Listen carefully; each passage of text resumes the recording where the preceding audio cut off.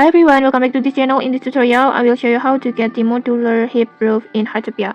So right now, Heartopia has a new event that called Modular Street, and at this event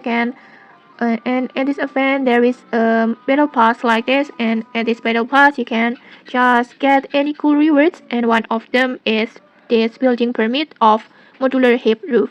First, just reach level 15 at the battle pass like this, and to level it up until this level, you can just collect the festival points like this that you can get it from the festival catalogs. Festival catalogs like this that in here it's available each week. Just complete all quests and then just claim all the points, and then after that you can get the festival points from the collections rewards like this, and then you can also get it from the daily quests or weekly quests.